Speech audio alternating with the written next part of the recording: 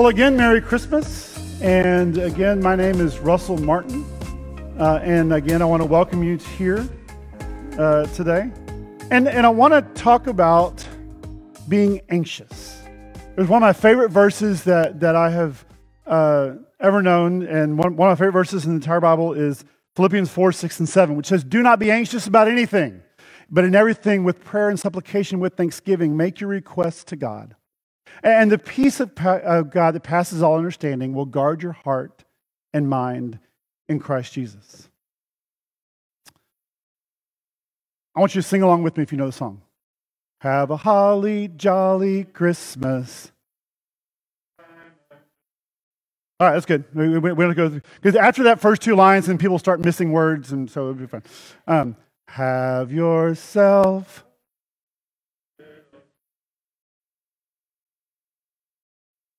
And figure out which verse we're doing there, all right? It's the most. All right, and then finally, joy to the world.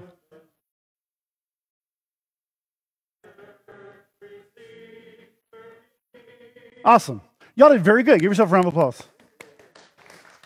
All these songs are great, right? I mean, Christmas is a wonderful time filled with presents and bows and twinkling lights and decorated trees, and everyone is happy and everyone is joyful and everyone is nice and everyone is patient.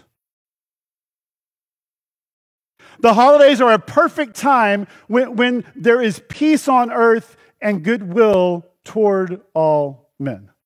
And if those songs, if you didn't get that idea from those songs, then maybe you get it from watching Hallmark. You know what I'm talking about? Like, it's the same movie 50 times a day. They have different characters, but it's pretty much the same. It goes something like this. A big city girl moves back to her hometown for the weekend or a week or for something, and she falls in love with the guy who owns the Christmas tree farm. But she can't possibly be with him because he's a Christmas tree farmer. And she plans to move back to the big city, but something happens. It's either someone ends up in the hospital, or there's some sort of Christmas miracle, or something happens, and she decides she really does love him. And it turns out that he invented the internet or something, and is secretly well off, and they live happily ever after. I mean, that's Christmas, right? Holiday miracles, love is in the air, Christmas magic is everywhere. But it turns out, believe it or not, that Christmas carols and Hallmark movies don't always paint a correct picture of the holidays. For some, maybe. For many, and for many, it paints a picture of part of them. But too often, the holidays are times of stress and depression, anxiety, sadness, and loneliness. In fact, it seems that the holidays seem to just magnify those feelings. The feelings and the emotions we feel all throughout the year. According to a recent study, 80% of people report feeling stressed during at least part of the holidays. And if I took a survey of y'all, you don't have to raise your hands, but I'm sure it would be at least 80% here. At some point during the holidays, you felt stress. And almost 50% report feeling sad or lonely. So where does this come from? I think it comes from, we have a few different sources. We have anxiety over expectations. Is my house decorated as good as the person next to me? Can I provide the presents for my kids that their friends are getting? How can I possibly go to all the Christmas parties I'm supposed to go to? What am I going to wear? Travel anxiety. Everything is packed up, making arrangements to be gone. And can we travel safely? Should we even travel at all? And what if my plans are going to change at the last minute? Sometimes we worry or we have anxiety about finances. In a normal year, we spend more than we should at Christmas, but this year has extra strain, extra uncertainty. Maybe it's family. Maybe Uncle Joe and your cousin Sarah see things completely differently. And you know that at some point, they're going to be sitting close to each other. And at some point, that conversation is going to happen. Will someone feel left out if we don't invite them?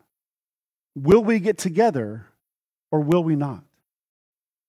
And then something that magnifies all this, social anxiety. We look on our Facebook feeds and our Instagram feeds, and we look on Pinterest, and we see the way that it should be, at least the way that we see what other people should be. And we see the highlight reels of people's snapshots of their life. And we wonder, should we be like that? And maybe there's an empty chair for Christmas or for New Year's where they used to sit. Maybe it's a death in the family. Maybe it's someone who is overseas serving. Maybe someone who just couldn't be there. And maybe because of COVID, your family couldn't get together. And maybe your family wouldn't have gotten together, and it has nothing to do with a pandemic. And so you might be sitting there wondering, if this is the most wonderful time of the year, what are the other 50 weeks going to look like? Holidays are a time where we are anxious. But if we are honest, it's not just the holidays. You see, we are always presented with opportunities to be anxious. There are always reasons that we are on edge, reasons to worry, and we're not the only ones. You see, I think worry is one thing, and I think that anxiety is something different. See, I think we worry about a situation. I worry if my car tires will go out, if they will take me on the trip that I'm going. I worry that I won't do well on the test I just took. I worry about a diagnosis. I worry about a bunch of different things. But usually things you worry about, maybe they have a specific end. Like, eventually you'll get the results of that test or that essay. Eventually you'll get to your location and you don't have to worry about that anymore. But anxiety, it's almost like it's a state of being. Anxiety is a constant feeling of dread that something will go wrong even if there is no reason. It can be an outlook on life, always waiting for something to happen. Worry is being afraid. Anxiety is living in fear. Anxiety is a state of mind, and to change your mind, you have to change your focus. Because you can focus on only what you can do, or you can focus on what God can do. I think Paul's talking about this in this verse. He says, do not be anxious about anything. Now, I don't know about you, but if someone comes to me and says, don't do this, that's not always the most helpful thing. If someone is anxious or worried, then saying, don't worry, don't be anxious. It's kind of like being out in the summer and saying, don't be hot, right? Telling someone not to worry is not always going to have the desired result. I can imagine the shepherds in the field when the angel appeared, and the first thing the angel says was, do not fear. And if I'm a shepherd, I'm still afraid, right? You see, we don't just need to be told not to fear or not to be anxious. We need to know why. And I think whenever God or a messenger of God says, do not fear, there is almost always a for or a because. Isaiah 41:10, do not fear. Great, why? For I am with you. Do not be dismayed, for I am your God. I will strengthen you and help you. I will uphold you with my righteous right hand. Luke 2:10, what we were just talking about. The angel said to them, fear not. Why? For, behold, I bring you good news of great joy that will be to all the people. If we were just told not to do something, that doesn't really help. We're left asking why. Why should I not fear? Why should I not worry? Why should I not be anxious? And so we're given that in this verse. Do not be anxious about anything. Why? In everything, by prayer and supplication with thanksgiving, present your request to God. Do not be anxious. Here's why. Because you can trust God. He says, you know those reasons for your anxiety? Maybe it's because you're trying to take care of everything yourself. Maybe we are focusing on only what we can do. You see, when we focus on only what we can do, I think it brings anxiety. But when we focus on what God can do, it can bring peace. What would happen if you cast all your cares on God? What happened if you said, here are all my worries, here are all my problems, here are all my issues. And if I hold on to them, if I try to take care of them, I get anxious. I'm just going to drown. But what if I focus on what God can do? Remember the story of Max Lucado is a Christian author, and he tells the story of going to one of the not amusement park, but like an indoor arcade place thing, Chuck E. Cheese type deal with the creepy little animatronic things. And he goes there, and there's a ball pit, and so his son jumps in the ball pit. And he's playing, and he's throwing balls around, and he's having fun, and Max is watching, and he looks away, and he looks back, and all of a sudden it's like this sea of glass. All the balls are still, and he can't see his son anywhere. I mean, he knows he's still in there. He knows he's not going to drown in the balls, but he's still worried because he doesn't know where he is. And so he calls out. He says, where are you? And he goes, I'm right here. And he sees the balls move a little bit. And he says, well, tell you what, give me your hand, and I'll help you out. And his son says, no. Then I would let go of all the balls. See, he was holding all these balls in his hand, and he wouldn't let go of them long enough or enough to reach out and take the hand of his father who was trying to save him. And I think a lot of times we do the same thing. We have all of our anxieties, all of our worries, all the things that we hold on to, and we're like, no, they're mine. And God's like, let go. Let me help. You see, when we can focus on what God can do, we need to look at them with the context of our relationship with God. And when we are in relationship with God, we trust that He knows best. We know that we don't need to focus only on what we can do, but what He has done. Do not be anxious about anything, but in everything by prayer and supplication with thanksgiving, present your request to God. See, He's telling us how. He says, don't be anxious. Here's what you need to do. Pray. Have a conversation with God. Prayer is acknowledging our Creator, and supplication is a particular kind of prayer. Supplication means to ask humbly. Here it is again. In prayer and supplication, we understand that it's not about me. We cease to focus on what we can do, and we focus on what God can do. We say, God, I know who you are. You are the Creator. Here's all the stuff I'm trying to hold on to. Take it. I like the word present. Also could be read present. Because to me it says this: if I present you with an award, if I present you with a check, if I present you with anything, I give it to you. It wouldn't be very good for me to say, here's $20, I'm going to take it back. Right? Here's a fruitcake. You might want me to take that back. I don't know.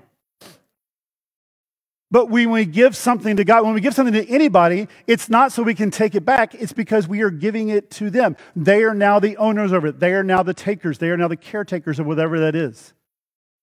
But all too often we say, God, I know you want all of my life, and here's 80%, and I'm going to hold on to this. Or we say, God, here it is, and then we take it back. And we take those worries and those anxieties on us. But it says, in everything, with prayer and supplication, in everything, not just 50%, not just 90%, not just 99%, not that part where we're like, you know what, just let me have this. God says, no, I want it all. In everything, with prayer and supplication, present your request to God. And that means to let go and know that God is faithful. That means to let go and be thankful because you know He is bigger than anything you can give Him. What we can do is limited, but God can do anything. We cease to focus on only what we can do and begin to focus on what God can do. When we try to take care of our own worries, we live in anxiety. But when we give them to God, we can know peace. And then this verse closes with that promise. It says, the peace that passes understanding will guard your hearts and minds in Christ Jesus. What is the peace that passes understanding? See, I think it's not a lack of conflict, but I think it's an attitude of contentment. It doesn't mean that whatever's causing you the problem or the issue is gone. It means that you know that you have God with you and you have peace. It means that no matter the circumstances, no matter what I face, no matter the trials, I know that I'm a beloved child of God. It's the peace that comes from knowing that I don't have to take care of it all. I just have to trust the one who created it all. So where do you need that peace in your life? Take a look at your world. Think back through your week. Look through your relationships, your social media feed, your workplace, your family, your community. Are there areas of your life where you feel anxious? See, maybe it's not something specific.